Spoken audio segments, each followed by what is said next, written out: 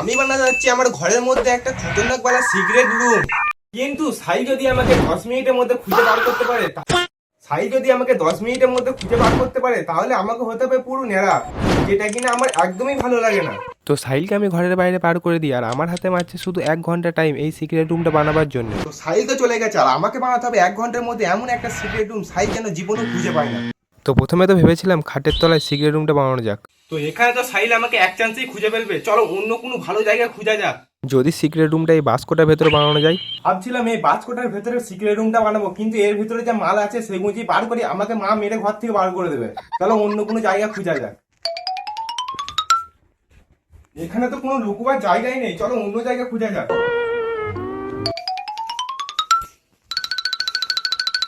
যা বাবা, এই রুমটা তো পুরো ফাঁকা, এই রুমটা তো কিছুই নাই, এখানে তো এক চান্সই ধরে ফেলবে।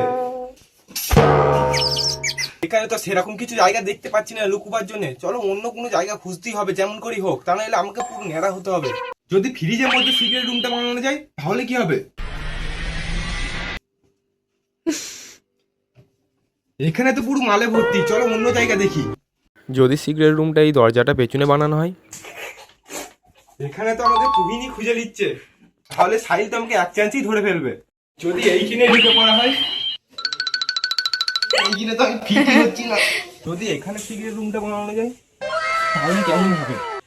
এখানে তো ভালোই হচ্ছে, কিন্তু গেট থেকে ঢুকলি প্রথমে এদিকে নজরটা গেলি ও সিগারেট রুমটা খুঁজে পেয়ে যাবে। তো আমি একটা এখন বিরাট বড় টেনশনে পড়ে যাই। এখানে তো পুরো টাইম কেটে যাচ্ছে, কিন্তু আমি সিগারেট রুম বানাবার জন্য কোনো জায়গায় খুঁজে পাচ্ছি না, বিরাট একটা টেনশনে পড়ে গেছি। আর যদি সাইল আমাকে 10 মিনিটের মধ্যে খুঁজে পেয়ে যায় তাহলে তো আমাকে পুরো ন্যাড়া হতে হবে, আমার কি হবে আমি সেটা ভাবতে ভাবতে আমার টেনশনে পড়ে যাচ্ছি। তো এখানে আমার টাইম শেষ হয়ে যাচ্ছিলো আর আমি কোথায় সিক্রেট রুমটা বানাবো সেটা খুঁজে পাচ্ছিলাম না, আর টাইম পুরো শেষের দিকে।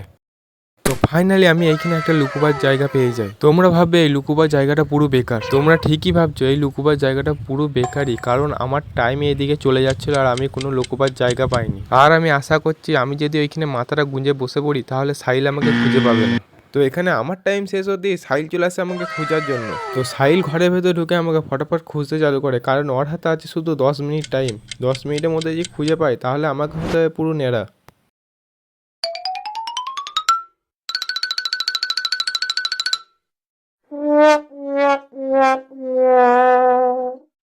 তো এখানে তো সাইল ঢুকে পড়েছে ঘরের মধ্যে আমাকে খোঁজার জন্য, কিন্তু এখনো পর্যন্ত পাইনি। আর এইখানে আমার গরমে 12টা বেজে যাচ্ছে। এদিকে জানলাগুলো খুলি, একটু হাওয়া ঢুকছে না। এদিকে জানলাটা খুলে দিয়েছি, অন্তত একটু হাওয়া ঢুকবে। তো সাইল এখানে দৌড়াদৌড়ি করে আমাকে তাড়াতাড়ি খোঁজার চেষ্টা করছে, কারণ সাইলের হাতেও কম টাইম আছে, ওর শুধু একটাই টার্গেট আমাকে তাড়াতাড়ি খুঁজে বার করে আমাকে ন্যাড়া করা। তাই সাইল নিজের জান প্রাণ দিয়ে আমাকে খোঁজার চেষ্টা করছে। এখানে সাইল কোনো জায়গায় বাদ দিচ্ছে না।